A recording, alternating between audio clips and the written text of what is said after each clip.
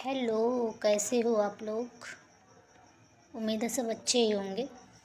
अब तो सबकी डीवी भी ख़त्म ही हो गई है लगभग।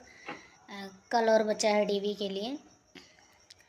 तो बहनें इस बात को लेके काफ़ी परेशान हैं कि क्वेश्चन का आंसर चेंज हो सकता है या फिर इसमें याची लाभ मिल सकता है या एफएम मिलेगा, क्या कुछ हो सकता है। तो आज हम इन्हीं सब पे बातें करेंगे कि क्वेश्चन का जो रिट डला है उस पर क्या कुछ हो सकता है और कितना स्ट्रांग है केस। इस भर्ती में जो केस चल रहा है इसमें किसी भी ऑप्शन में बदलाव होता है तो फाइनल उत्तर कुंजी में बदलाव किया जाएगा, जिसका फ़ायदा सबको मिलेगा। जैसे पूर्व में लेखपाल भर्ती में हो चुका है, जो भी फैसला आएगा जनरल ऑर्डर आएगा। जैसे लेखपाल में भी पूर्व में कई क्वेश्चन पर आ चुका है। इसमें याची लाभ जैसा इस केस में कोई संभावना नहीं है। जिस भी चैनल से इस तरह की बातें कही जा रही हैं, या तो उन्हें जानकारी का अभाव है या फिर वो लड़कियों को मार्ग से भटकाने और कोर्ट केस करने वालों का साथ देने के लिए उद्देश्य से, या फिर जाने अनजाने में ऐसी बातें कही हैं अगर उन्होंने, तो उनके द्वारा स्पष्टीकरण भी दिया जाना चाहिए कि जिससे कि लड़कियां भ्रमित ना हों कि याची लाभ होगा। और याची लाभ का सुन के लड़कियां काफ़ी परेशान हैं कि क्या हम याची बन जाएं, और ऐसे में तो नुकसान ही है ना। फिर तो भ्रम फैलाया जा रहा है जो कि नहीं ठीक है। ऐसा नहीं होना चाहिए किसी भी यूट्यूबर के द्वारा कि लड़कियों को भ्रमित किया जाए, गलत जानकारी दे के भ्रमित किया जाए, ये गलत है। ऐसी जगह पे बेवजह का याची बन के बहनों का केवल पैसा और समय ही बर्बाद होगा और कुछ नहीं होगा। तो जागरूक रहिए। याची लाभ की संभावना तब अधिक होती है जब अंतिम परिणाम आए बहुत अधिक समय हो चुका हो, फाइनल रिजल्ट को काफ़ी समय हो चुका हो, या फिर लोगों की ज्वाइनिंग भी हो चुकी हो। और तब अगर किसी क्वेश्चन के आंसर में बदलाव होता है तब याची लाभ दिया जाता है, क्योंकि ज्वाइनिंग होने के बाद पूरे रिजल्ट को बदलने में और जो लोग कार्यरत हैं उनको हटाने में काफ़ी कुछ दिक्कत होती है। इसलिए ऐसे केस में केस जीतने पर याचियों को याची लाभ देकर समायोजित कर दिया जाता है। लेकिन हमारी वैकेंसी में ऐसा कुछ नहीं हुआ है, अभी फाइनल रिजल्ट भी नहीं मिला है, तो याची लाभ की कोई संभावना ही नहीं है। जो भी डिसीजन आएगा सब पे सबको लाभ मिलेगा। और रही बात आंसर चेंज होने की या आंसर की में थोड़ा सा भी बदलाव होने का चांस तो लगभग नहीं ही है, कह सकते हो। इससे ज़्यादा उम्मीद किसी भी प्रकार के बदलाव की नहीं की जा सकती, क्योंकि मैंने अपने लेवल पर काफ़ी कुछ पता किया है कि क्या हो सकता है इस क्वेश्चन में। डिपार्टमेंट में मैंने बात की है और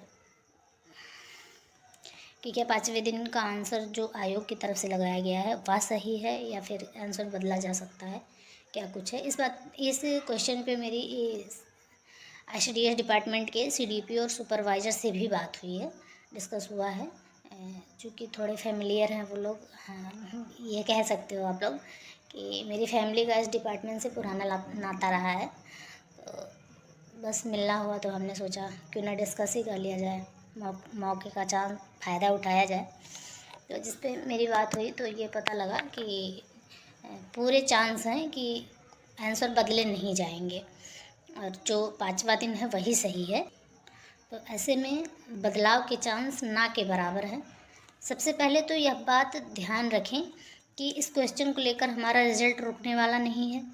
सबकी डीवी कल ख़त्म हो जाएगी और डीवी के बाद ही इस केस पर अंतिम सुनवाई होगी।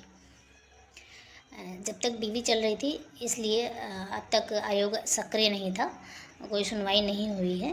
तो डीवी ख़त्म हो जाएगी कल, इसके बाद इस पर सुनवाई होगी। आयोग जब भी चाहेगा इस केस को ख़त्म कर लेगा, क्योंकि इसमें कुछ बदलाव नहीं होना है, केस में कोई दम नहीं है। सब आयोग की मंशा पे निर्भर है और आयोग लंबा खींचने वाला नहीं है ये सब। इसलिए कोर्ट केस के लिए परेशान नहीं हो और किसी के भी झांसे में ना आए, ना तो किसी थर्ड पार्टी के, ना तो किसी रिट वाले के, किसी के भी नहीं। हम तो यही कहेंगे कि किसी को भी फंड दे के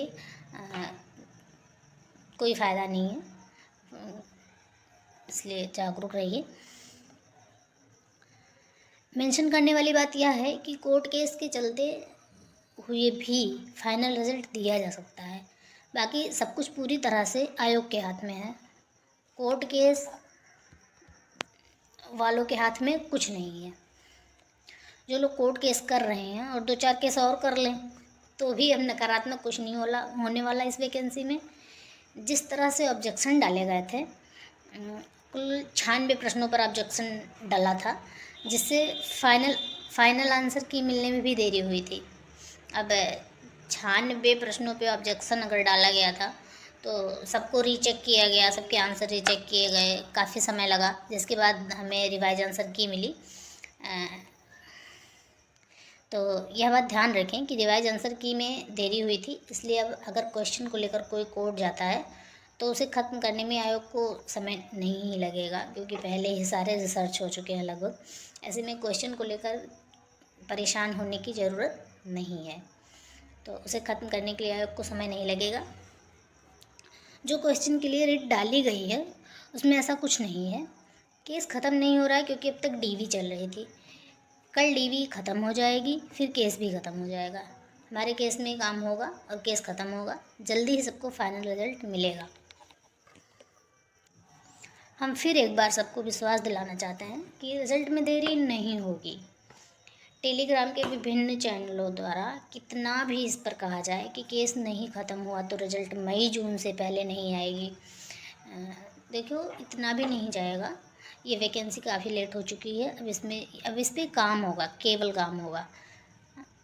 बल्कि मेरी बात पे गौर कीजिए, अप्रैल से पहले ज्वाइनिंग मिलेगी।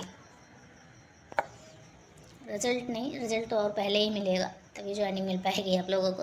अप्रैल से पहले ज्वाइनिंग हो जाएगी। जो भी लोग यह कह रहे हैं कि रिज़ल्ट मई जून से पहले किसी हाल में नहीं मिलेगा अगर केस ख़त्म नहीं हुआ तो मुझे नहीं पता कि वह किस बेस पर कह रहे हैं या फिर क्या कुछ उन्हें समझ आ रहा है।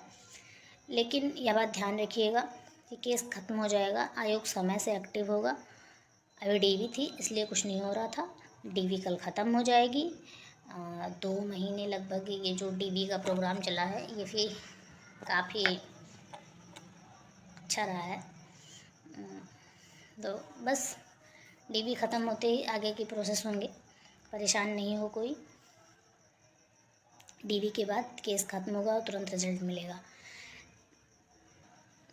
13 को डीवी ख़त्म हो जाएगी, फिर केस भी ख़त्म होगा और फाइनल रिजल्ट आएगा। सारी अटकलों को विराम लग जाएगा।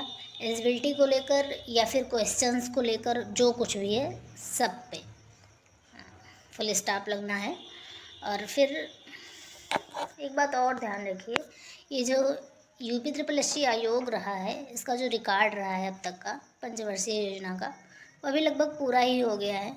2021 की PET से ये वैकेंसी थी, 2025 में पूरी हो रही है, तो 5 साल तो हो ही गया है। इतना कम नहीं है, बहुत है। सकारात्मक रहिए, सब कुछ ससमय होगा, परेशान बिल्कुल मत होइए। और लाइक कीजिए। अगर आपका कोई डाउट है, कोई परेशानी है तो आप कमेंट बॉक्स में हमसे पूछिए, हम पूरी मदद करेंगे आपकी। धन्यवाद।